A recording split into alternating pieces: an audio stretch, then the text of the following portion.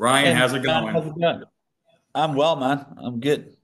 Awesome. Well, we talked about Fried Berry a few years back, which I absolutely loved, and this time you outdid yourself, hands down. Ah, cool, man. I think this Thanks. was Street Trash was definitely one of the best films I've seen this year.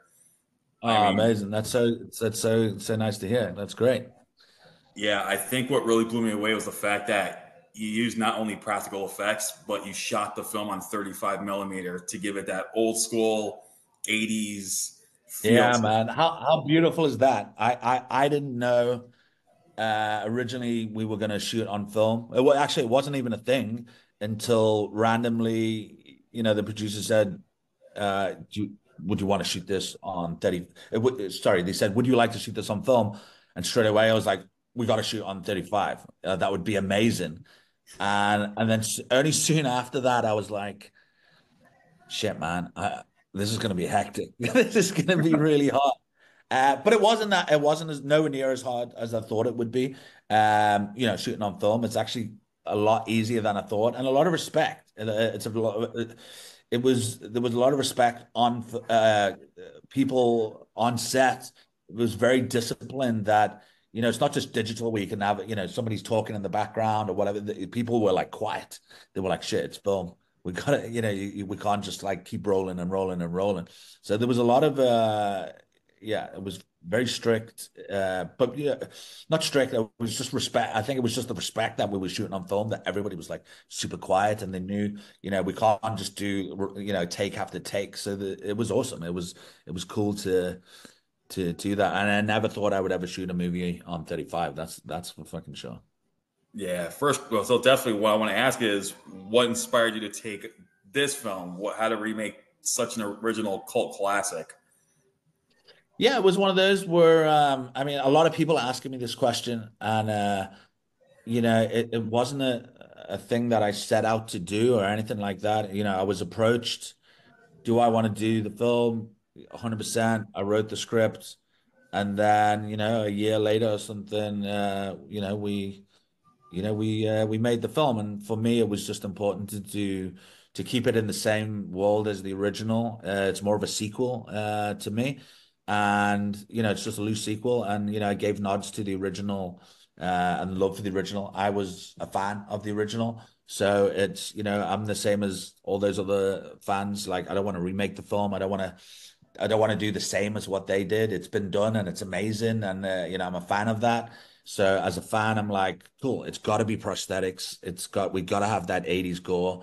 It's got to be about the homeless. So I've got to have a strong, different story, but a strong story, strong characters, must have the prosthetics. Bonus that we're shooting on film, and yeah, and get a cool cast that we can go on this journey with. And working, they're all my friends. They're all, like, the cool thing is that all the cast and a lot of the crew, they're all my friends. So it's just making movies with your friends. And the lead, Sean Cameron Michael, he's what, like, one of my best friends. Oh my God. Gary Green, he's one of my best friends. I see him all the time. We came a lot closer when we shot Fried Barry. And when I go away, he looks after my cat. He's my cat sitter. So Frank Barry looks after my cat. But yeah, and it's just I'm very grateful that I got to shoot this film, and I'm very grateful that Justin and Matt approached me to do this.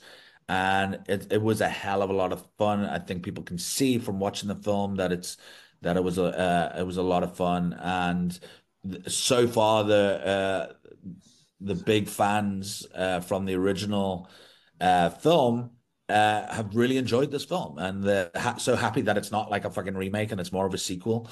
And Yeah. they love that there's lots of gore. Some people have even some of the fans have even loved it more than the original. Where I'm like, whoa, whoa, okay, that's fucking cool. That's cool to hear. But again, as a fan of the original, yeah, I just wanted to please the fans, just like if I wasn't directing it and somebody else was doing it, that they would do more of a sequel and do something different. The last thing anybody would want is to fucking copy what the original is. See, and that's exactly what I loved. I like the fact that, like in the original, this actually inspired me. Before I watched this film, I actually decided to watch the original, and I had never seen it before. When I finally saw it, my mind was so blown away. I was like, "Oh my god, it's like if it's just as crazy and fun as the original, I am definitely gonna enjoy it. And I did. It is just like you said. It's a sequel. Like I see it as a standalone sequel, kind of like Twister and Twisters. Kind of that whole thing. Yeah, I also like the fact that you brought the whole '80s shtick to it, but I like the fact that you changed the villain in this time because of course you had Bronson in the original, and in some ways yeah, we had the Rat King in this one, who by the yeah, way is awesomely played by Soraya Rose Santos. Loved her in Triggered yeah, of all films, and yeah, yeah. You know what? Let me talk about Soraya, because the cool thing about this character, the Rat King, and I'm very good friends with her. I've worked with her many times over the years, and I always joke with her because she's a very beautiful girl. She used to do a lot of modeling, and she is a great actress. But so I always joke with her and say, "Oh, not bad for a model. Not bad for a model." I always joke with her, and she's does a lot of she always plays the interesting characters, but nothing like Street Trash. And I know nobody would cast her as the Rat King. Like, there's no fucking way anybody would cast her, as the Rat King. So I literally rang her up and I said, I've got this fucking great role for you. Nobody would cast you in this role. I fucking guarantee you. And I explained it to her, and she was like, "I'm in.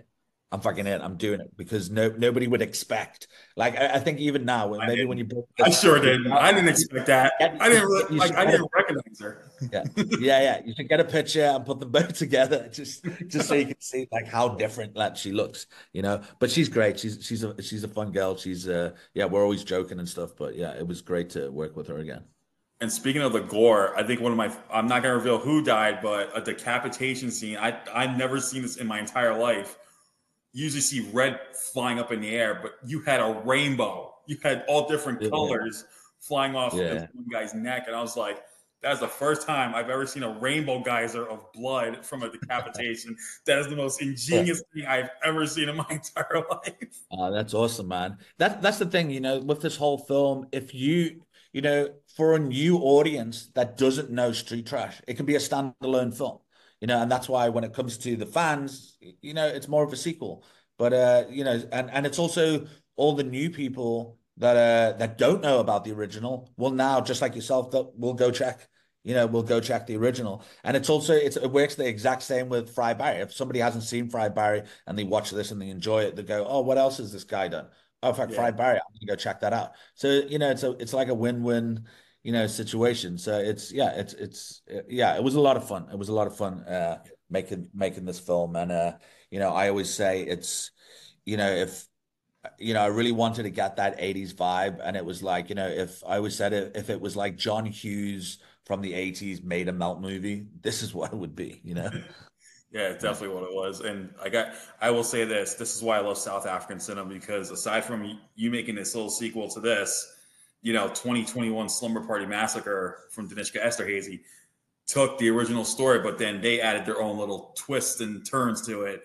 While, like you Yeah. did, they paid homage to the originals as well, to the original Yeah. trilogy. And I think this is why I tell people, you guys need to see more South African films because they are very unpredictable. They are so much fun to watch. It doesn't matter what genre it is, but the fact that you have Street Trash and Slumber Party Massacre made by the South African community and bringing their own little twists and turns, I think it's global. It's going to be, I think eventually, I think the world's going to blow up. It's going to blow up. And Yeah. You know what? South African cinema has had a very like weird, was still so new to overseas, from people looking at South Africa. They don't know a lot of South African films. And, obviously, people hear about Dian Funt, the music and District 9. But, apart from that, a lot of people don't know about, South African films. And in the 70s and 80s, there was actually a lot of like films that a lot of like cool, very cool films, and then it just disappeared. And then we just started making the same shit. And like whether it's just shoving it down people, whether it's poverty or apartheid, and it's like we get it. We have these films and we get it, and it's South Africa is very conservative as well. So when Fried Barry came out, Fried Barry is literally the first of its kind in like South African cinema. You know, it's 100% South African, and it's the same with Street Trash. You know, yes, it's you know the rights from Street Trash from from America, but you know the scripts and me and whatever, it's 100% South African, and we don't make movies like this here, and that's the thing, and it's so cool that that's starting to change, and more people are, there's nothing, obviously there's nothing wrong about making a film in America or whatever like that, but it's cool, like, we've seen so many American films and this happens in American films, but it's so nice to just take a different angle and a different look, and there's still a lot of different and coolness about South Africa that nobody knows still. It's still new. So it's cool to show that off. And Cape Town is known as it is a very beautiful place. And what I do is I look at when I made Fried Barry and I made Street Trash, I look at it I look for the right locations and show South Africa in a completely different way, show Cape Town in a completely different way, that it looks fucking horrible and it looks fucking gritty. Because we have amazing locations here. We have a lot of people overseas coming here making big American movies and stuff like that. But we've also, we've got great filmmakers, and I think more genre films is going to come out of South Africa. That's awesome. So, what is next for you after this? Is there anything brewing in your mindset that you can talk about? There's a few films in there that could happen that I'm waiting. Sometimes this might take off, or that one might take off first. It's one of those, I don't know. I am busy making a little film at the moment. Over the last 5 months, I just shoot every now and then. It's a very underground, gritty, black and white movie with Gary Green, who played Fried Barry. So I'm busy working on that at the moment. I've only got like 4 days left. So I'll bring that out probably sometime next year. Very different than Street Trash. Very different than Fried Barry. Something completely different.